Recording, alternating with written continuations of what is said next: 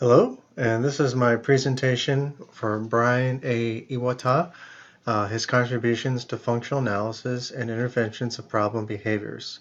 A summary and presentation by Brian Kuhn. Who is Brian Iwata? Chances are you have seen his name come up in our ABA class textbook. A lot of his work is referenced. In fact, a few of the types of interventions and functional analysis he came up with during his tenure at Western Michigan University is actually referenced in our book. He wrote and designed the functional analysis screening tool, or the acronym FAST, that you may have used at your ABA job. His primary focus is on functional analysis of behavior and working with demographics who experience severe problem behaviors. He believes in the accolades of his students to the field is his greatest contribution, but he has his own contributions and awards too. Just a few brief notes about Brian Iwata. He's most known for his contributions to functional analysis and how others can determine the reasons and eventual interventions needed to help learners with problem behaviors. He developed the highly successful and credible functional analysis screening tool, otherwise known as the acronym FAST. In 1974, Iwata joined the psychology department at Western Michigan, a school known for already having an applied behavioral analysis department. Iwata considered his tenure there a learning experience because he was exposed to basic applied and theoretical aspects of his field. Iwata and his colleagues were tasked with helping learners with severe developmental disabilities. What's interesting is that the learners that he worked with were considered to be the forgotten demographic because they had such severe intellectual disabilities. They also had autism spectrum disorder, and they're kind of cast aside and forgotten. And Iwata and his colleagues worked with these men and women. Oftentimes they're adults, and they were trying to figure out the functions of behaviors that were leading to their severe problem behaviors, and the interventions they came up with they were able to other researchers were able to kind of generalize those interventions to other demographics, which might not have been as severe, but certainly once they were using his research, they were having a lot of success. First I want to talk about is Iwata's FAST, the functional analysis screening tool. My title is FAST, not perfect, but pretty close. The study I looked up was actually written by Iwata and some other researchers, and they determined that although it's a very good tool, FAST isn't perfect. There are some issues with it, but it's certainly a great invention for finding the foundation for functional behavior. And if maybe used several times during a period with a particular learner, you can probably gather more helpful information. Some other flaws with FAST is that sometimes the caregivers don't tend to understand the kind of behavior they're observing. They might not have a good amount of recall. And if a inexperienced ABA therapist who has difficulty with collecting ABC data, for example, they might have a little bit of difficulty. But despite its limitations, there's probably no other system out there better. FAST is a 16-question questionnaire that kind of deals with the antecedents and the observation of functional behaviors within the environment. And generally, you're asking the caregiver what might be triggering any of these behaviors, what the behaviors might be, and what might be triggering them. So it's like you're kind of collecting like ABC data a little bit throughout a typical day with the learner.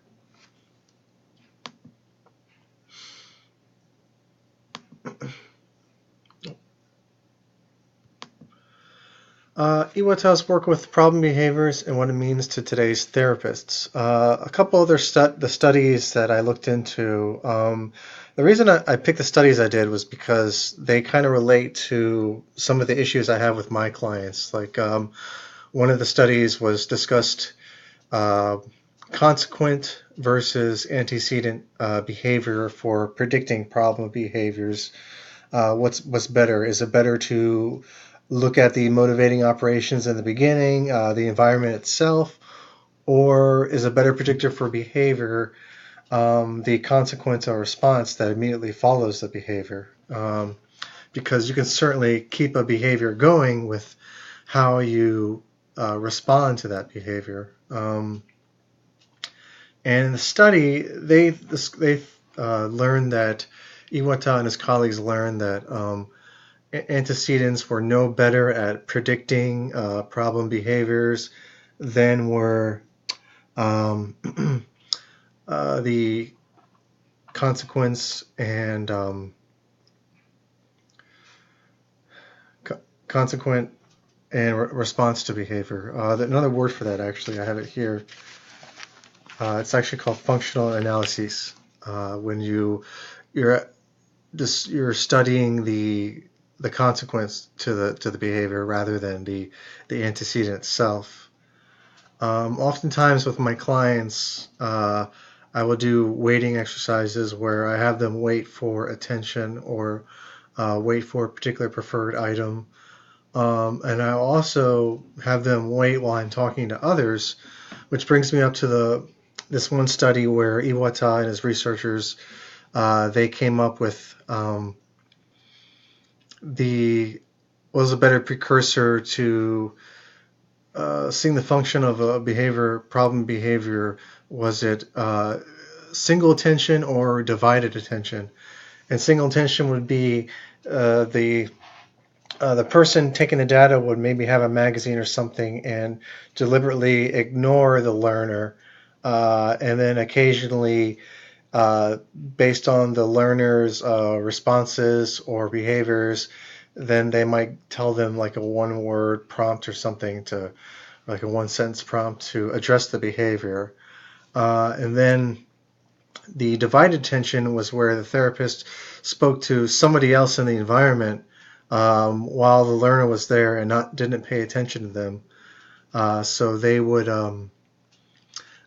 determined that the divided attention would get the more frequent responses from the learner. So if you were doing like a weighting activity and you really wanted to see where the problem behaviors, the issues of weighting, if you want your client to wait like a particular amount of time, it's better to test them with divided attention because it's more likely that they're more likely to respond and exhibit the problem behaviors with divided attention. Another study I looked into was experience observation. I apologize. It's been a rough week for me. I just recovered from surgery, so I'm glad this is my rough draft. I'm not doing so well because I'm still a little bit uneasy after my surgery, and I've had some problems today. But I promise I'll get to the meat of this. So another study I looked at, aside from fast divided attention and the antecedent versus consequence behavior, was the I don't actually have it. Well, anyway, I'm going to kind of skip to that. And this is just my rough draft, so I apologize that this isn't all together, but I've had a very, very bad week. In conclusion, I feel that Iwata's teaching relates to our current class and lessons. It's not just because of what was found in the book, but if you're looking at, I think problem behaviors are probably central to any session, because if you're not able to overcome the problem behaviors and come up with a good intervention, then in likelihood you're not going to be able to teach your client anything else. And I feel his teachings can all make us better therapists. Going back to what Iwata said, where he feels the contributions of his own students, his doctoral students, are his greatest contributions. 9 out of the last, I think, 21 recipients of the B.F. Skinner Young Career Award were his students. I think is really cool. And he just in 2015 he received a gold medal from the American Psychological Foundation for lifetime achievement in the application of psychology. And if you're like me, then you probably use a fast sheet one time during your session. So you should probably see that your case LBA or somebody and ask them for a fast sheet so you can take some good data on the functions of behavior, because there's a chance that you might see a new behavior in your session or something, and you don't have a you don't know what the function might be or why it's happening, and you need to come up with a good intervention. So using a fast data sheet is certainly a great first step.